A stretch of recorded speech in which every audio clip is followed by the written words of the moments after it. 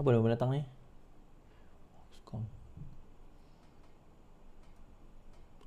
Right. Sebelum kita menyentuh isu tu kita akan pergi kenapa polis tangkap pukul 3 pagi tu. Jangan risau. Kita akan pergi ke situ. Tapi sebelum tu saya nak cerita tentang apa yang berlaku kepada perpecahan di dalam Mufakat Nasional. Yang ni dinyatakan oleh bekas ahli PAS bekas ahli PAS sendiri. Saya bawakan kenyataan daripada bekas ahli PAS. Siapakah yang telah memusnahkan atau menghancurkan Mufakat Nasional itu? Siapakah yang telah menghancurkan Mufakat Nasional? Yang ni tak ramai orang tahu. Orang dok tuduh siapa dipanggil? Orang dok tuduh Zahid yang melakukan perkara tersebut, tapi rupanya Haji Hadi yang bertanggungjawab dalam memastikan bahawa Mufakat Nasional itu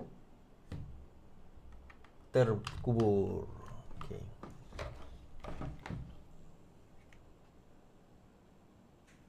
Goodbye. Goodbye lah pula.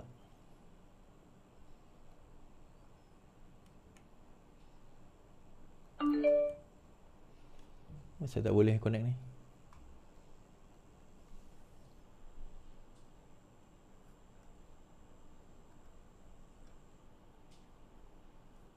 Tak apalah, saya main benda ni lah tuan-tuan. Okay, kita dengar. Salah siapa? Tapi akhirnya Mufakat Nasional terungkap. Terungkap salah siapa? Bersifatnya salah UMNO lah. Versi saya yang tak puas salah PAS. Versi saya sebagai orang PAS yang keluar daripada PAS salah PAS. Dan yang paling salah Tunku Haji Hadi. Tunku Haji Hadi yang saing perjanjian tubuh Perikatan Nasional. Dia saing seorang-seorang diri dia. Tak ada benda lain tu mereka dua orang saja yang tahu. Harian Pak Pusat tak tahu. LK Pak Pusat tak tahu. Syura tak tahu. Saya SQ Syura tak tahu. Tak dimaklumkan. Sedangkan nak tubuh hubungan mana-mana dengan parti lain, mesti bawa ke syura. Tunku Haji Hadi tak bawa ke syura. Dia langgar pelbagai parti. Maka bila tubuh Perikatan Nasional, hubungan PAS UMNO dalam MM mula jadi renggang. Kenapa? Bila ajak mesyuarat, dia tanam. PAS tanam. SU Agung UMNO hantar surat nak mesyuarat, dia buat jawab macam-macam alasan. Tak mesyuarat, disebut bekukan Mufakat Nasional. Siapa puncanya? Tunku Haji Hadi, Presiden PAS. Hingga akhirnya terburai Mufakat Nasional. Ada seorang pimpinan UMNO dia masuk, dia daripada UMNO masuk PAS. Saya PAS masuk UMNO. Dia orang kata ceramah medan macam ni. Dia nak tunjuk bahawa yang menghancurkan Mufakat Nasional siapa dia? Datuk Zahid. Datuk Zahid punca Mufakat Nasional hancur, kata dia. Saya kata tak, punca hancur tu buat jadi. Pakat balah kita. Tak apa, pun tak panjang hal-hal lama. Nak itu hal latest. Yang latest bila dibubarkan Parlimen 10 bulan 10 2022, lepas bubar dah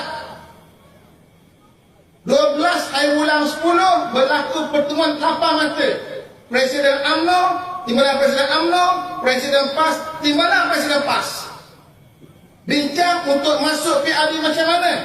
Bersetuju dalam mesyuarat itu UMNO dan PAS bersama Mufakat Nasional masuk dalam pilihan raya, tinggalkan Perikatan Nasional.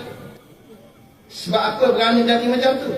Sebab sebelumnya Majlis Syura Ulama telah mesyuarat dan buat keputusan PAS mesti kekal dengan UMNO dalam Mufakat Nasional untuk masuk PRU. Malamnya setelah di meeting lapang mata, Presiden PAS jumpa pula Tan Sri Muhyiddin. Keputusan berubah. Besok masuk mesyuarat PAS Pusat, AJK PAS Pusat. AJK PAS Pusat putuskan kekal dengan PM, tinggalkan MN. Ada pimpinan yang tegur. Dia kata tegur, Majlis Syura buat keputusan, kita dengan MN bukan PM. Dia kata ini kuasa PAS Pusat, bukan kuasa Syura. Kata kawan tu, Tapi Perlembagaan PAS kata ini kuasa syura, bukan kuasa PAS pusat. Dalam bab hubungan antara parti, itu adalah kuasa syura. Kata kawan tu, saya pun baca juga perlembagaan. Akhirnya PAS pusat, Eksekutif pusat bersama dengan pihak UKM. Kat sini kita nampak siapa yang konsisten nak kekal dengan UMNO. Datuk Zahid, Datuk Mat masih lagi nak bersama dengan UMNO. Yang akhirnya tolak dan tasbih ialah PAS. Kepala itu buat jadi. Bila keesokannya hari Jumaat, hari Khamis mesyuarat, diputuskan tinggalkan UMNO. Hari Jumaat dia ceramah di Keluluk, ceramah pagi Jumaat patut bersila, dia tukar bak Keluluk, dia isytihar, dia segar UMNO. Kenapa dia tidak sama UMNO? Dia kata UMNO ada keruh. Sedangkan keruh yang disebut tu, masa berlaku mufakat nasional, keruh yang dimaksudkan ialah kluster mahkamah. Tidakkah telah ada kluster mahkamah berlaku dalam tempoh 2019 hingga 2022? Dah ada. Maka dengan sangat itulah ahli-ahli PAS mula menyedang pembelasan UMNO. Belasah sungguh-sungguh hati. Tapi orang UMNO ni baik. Dia kena belasah ketika PRU pun dengan keruh, dengan dia tak lawan, dia tak laki balik PAS. Dia tak kata balik pada PAS. Kenapa? Sebab UMNO dah lemah. Kita baru dah berkawan. Ibarat kalau berkahwin, baru dia bercerai. Takkan bercerai nak belasah dah orang yang kita kahwin. 5 bini ke 5 tok lelaki. Dah sendiri lah. Tapi PAS tak apa, sedang sila membelasah UMNO. UMNO hanya bertahan menceritakan apa dia manifesto kita. Okay, tuan-tuan ini bukan saya cakap ini bekas PAS cakap yang sekarang menyertai UMNO tentang Perikatan Mufakat Nasional dahulu, tentang Perikatan Nasional, Mufakat Nasional, bagaimana one person single-handedly, satu manusia nama Tuan Guru Haji Hadi ni, single-handedly yang telah membuat keputusan mengatasi Majlis Syura untuk nak membentuk Mufakat Nasional. Untuk nak membentuk Perikatan Nasional berbanding dengan Mufakat Nasional. Malah sebelum PRU itu, ini pendedahan daripada bekas ahli PAS tu sendiri, Takiri sendiri mengatakan bahawa berlaku pertembungan 8 mata. Kan 8 mata, 2 timbalan dan presiden dan timbalan presiden UMNO, presiden dan timbalan presiden PAS berbincang. Tetapi apa yang berlaku, yang mengkhianati perjanjian itu adalah PAS, tuan-tuan.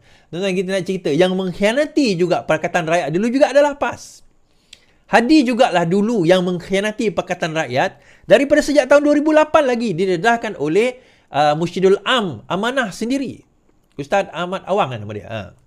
Yang mendedahkan bagaimana Hadi inilah yang menjadi kepala kepada perpecahan Pakatan Rakyat sejak daripada 2008. Akhirnya yang membentuk UG masa itu bersama dengan UMNO. Selepas itu sampai Allahyarham Tuan Guru Ni Aziz marah tentang apa orang kata ada gabungan tersebut. Akhirnya apa yang berlaku? Meninggal saja Tuan Guru Ni Aziz, Pakatan Rakyat telah terbubar. Siapa dalangnya, tuan-tuan? Selain daripada Azmin, Hadi Awang lah. So, sentralnya berkisar kepada orang yang sama. Hadi Awang, Mahathir, kan, Muhyiddin Yassin, dia orang yang sama. Kan? Dia berkisar di kalangan orang yang sama. Dan juga disebabkan oleh perkara itu, tuan-tuan jangan pelik. Bahawa apa yang berlaku kepada Sanusi ini juga berkemungkinan besar, ini sangkaan saya je lah kan. Benar tak benar, kecil-kecil mata je lah. Hadi dan juga Atok. Satu benda yang Sanusi ni ada, dia short fuse, tuan-tuan. Dia tak boleh kena provoke sikit, dia akan short fuse. Dia boleh cakap benda-benda tanpa fikir dahulu. Dan mereka tahu kelemahan Sanusi ni.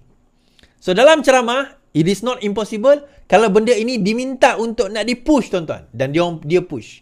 Akhirnya yang kena Sanusi. Untuk tujuan apa? Kan saya kata. Ikut proses Dewan Diraja buat laporan polis. Kan saya kata bahawa Mukris nak dibawa naik. Mukris nak diangkat naik. Dan kenyataan tersebut juga, saya sentuh tentang kenyataan polis tadi kan. Pukul 3 pagi. Kenapa tangkap Sanusi pukul 3 pagi? Ini kenyataan daripada Ketua Polis Negara. Kita dengar sendiri. pada 4 Oktober tahun ini.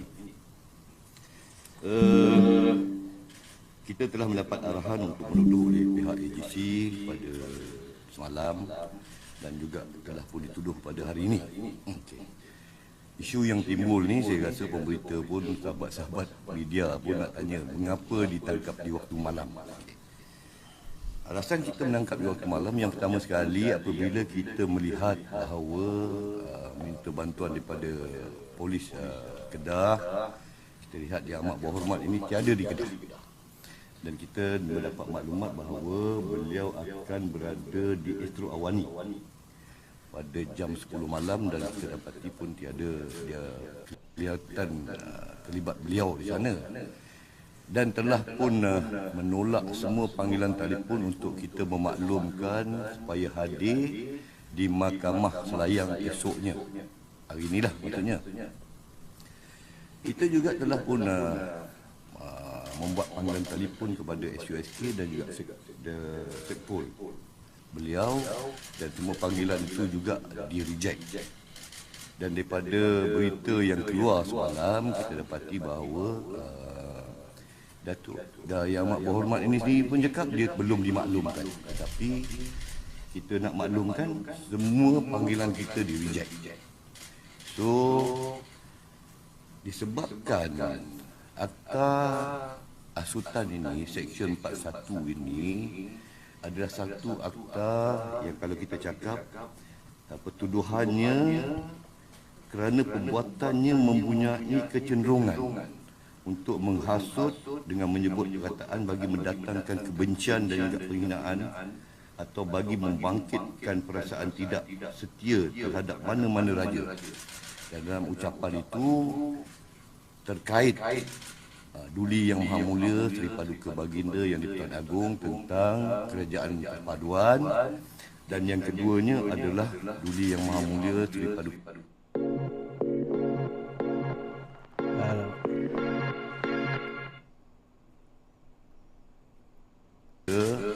Sultan Selangor sendiri terkait atas pemilihan Menteri Besar Selangor.